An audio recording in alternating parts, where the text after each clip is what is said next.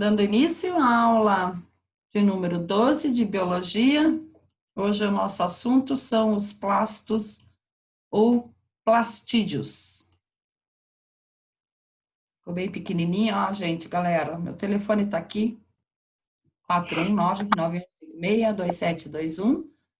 Se alguém quiser, então, o link, só manda um alô no WhatsApp que eu passo para vocês.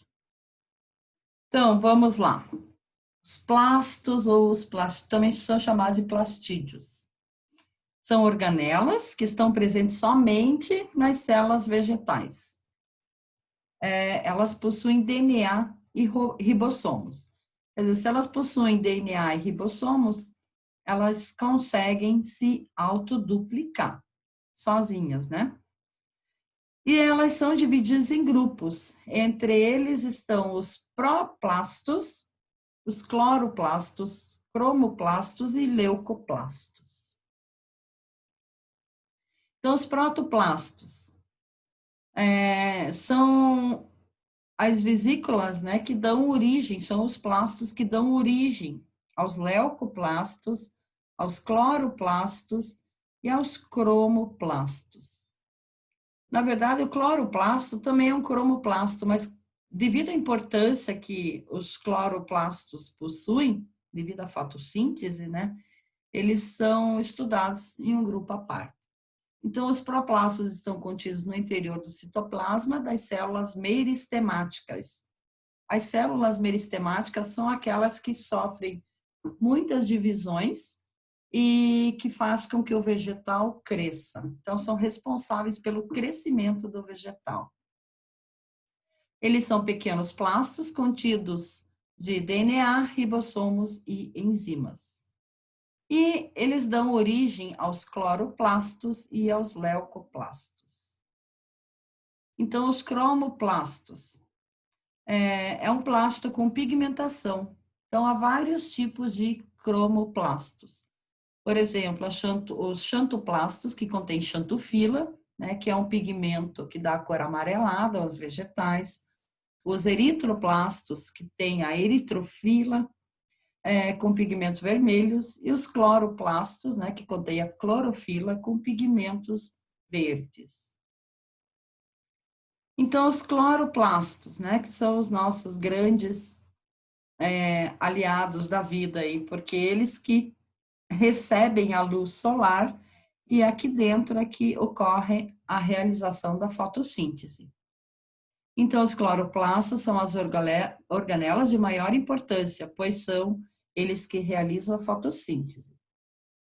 Eles têm a capacidade de conservar as substâncias, além de possuírem clorofila, que é o pigmento verde. Então, a clorofila é que consegue absorver a luz do sol. A função dos cloroplastos é a fotossíntese.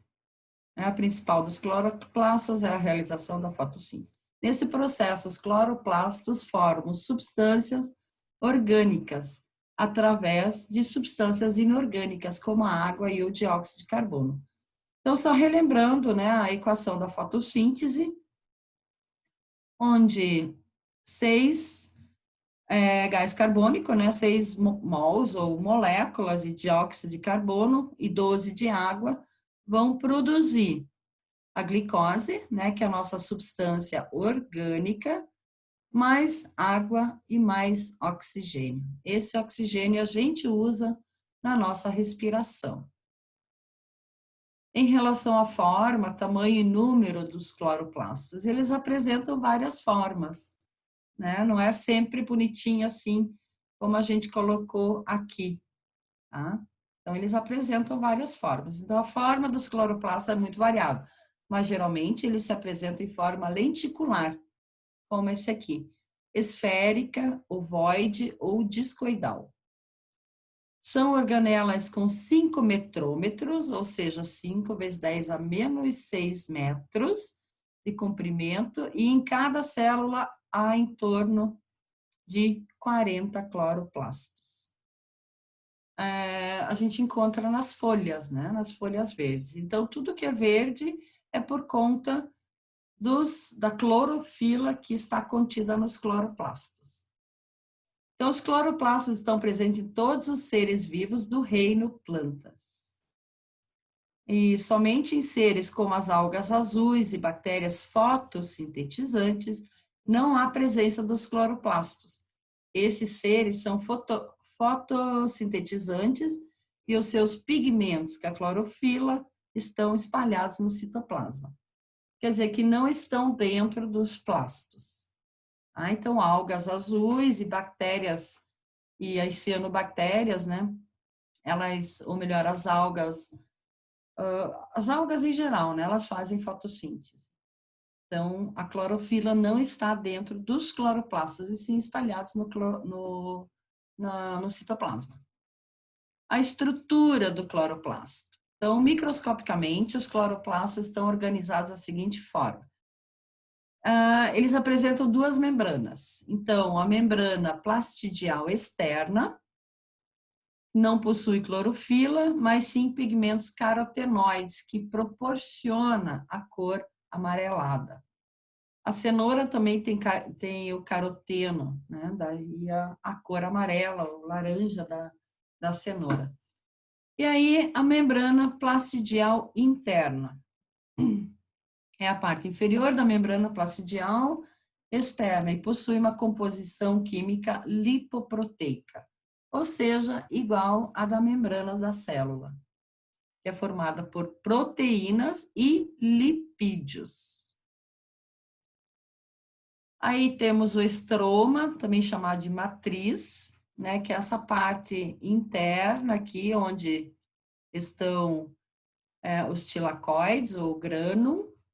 Então, o principal componente do estroma são as proteínas, sendo que elas ocupam a sua maior parte. É constituído de DNA e RNA, que são responsáveis por sintetizar as proteínas do cloroplasto. As lamelas são essas estruturas aqui, ó, que têm origem da membrana, da dupla membrana. Então, sobre essas lamelas é que se encontram esses tilacoides aqui, onde está a clorofila. Então, se a gente considerasse cada tilacoide uma moedinha, o conjunto desses tilacoides a gente chama de grânum.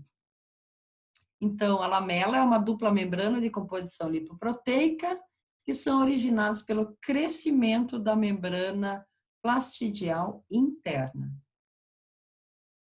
E o grano, então, é constituído dos tilacoides empilhados. Possuem clorofila e carotenoides, que produzem a pigmentação do plástico. Do plasto, desculpem. E é no grânum que ocorrem as reações de luz da fotossíntese. Justamente porque, né, a clorofila se encontra dentro desses tilacoides. Aí temos os xantoplastos. São plastos responsáveis pela cor amarelada dos vegetais, pois possuem a xantofila, né?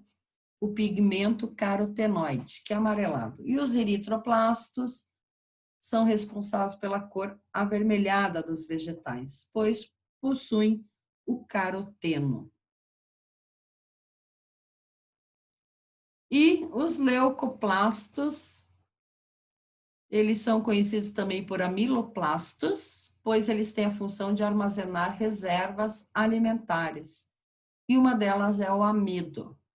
Então, a microfotografia, né, a partir de um microscópio eletrônico, claro que isso aqui também foi corado, né, para a gente poder ver as estruturas, mas a gente pode considerar que são assim.